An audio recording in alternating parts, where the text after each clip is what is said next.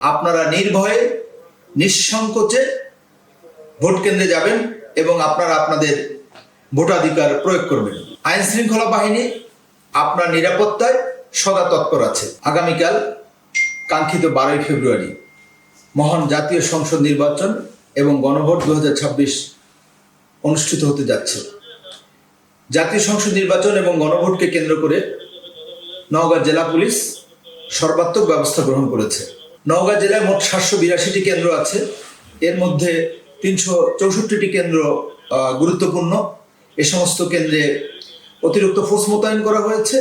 সেই সাথে সকল কেন্দ্রকে কেন্দ্র করে জেলা পুলিশ 2 সহস্রাধিক পুলিশ সদস্য মোতায়েন করেছে। এছাড়াও জেলা পুলিশের সাথে আছে সহস্রাধিক সেনাবাহিনী, 5 শতাধিক বিজিবি এবং আনসার বাহিনীর সদস্যরা।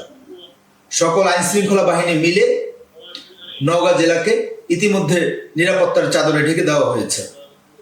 আপনারা নির্ভয়ে নিঃসংকোচে ভোট কেন্দ্রে যাবেন এবং আপনারা আপনাদের ভোটাধিকার প্রয়োগ করবেন। আইন শৃঙ্খলা বাহিনী আপনার নিরাপত্তায় সদা তৎপর আছে। এছাড়া গুরুত্বপূর্ণ 364টি কেন্দ্রে বডি অন ক্যামেরা মোতায়েন করা হয়েছে এবং এই বডি অন ক্যামেরার মধ্যে 109টি অনলাইনে, যেগুলি ইনস্ট্যান্টলি ভোট কেন্দ্র থেকে ভোট কেন্দ্রের চারপাশের ছবি একটি চলন্ত সিসি ক্যামেরার মতো কাজ করবে।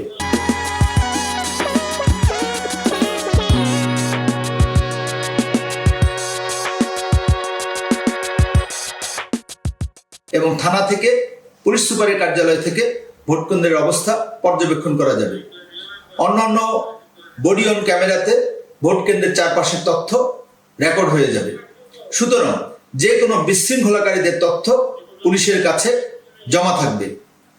আমি সতর্ক করে দিয়ে বলতে চাই, কোনো গোষ্ঠী বা কোনো ব্যক্তি যদি ভোট কেন্দ্রে এবং ভোটকে কেন্দ্র করে কোথাও যদি বিশৃঙ্খলা সৃষ্টির অপচেষ্টা করে, নওগাঁ জেলা পুলিশ সহ আইন শৃঙ্খলা বাহিনী তাদেরকে কঠোর হস্তে দমন করবে।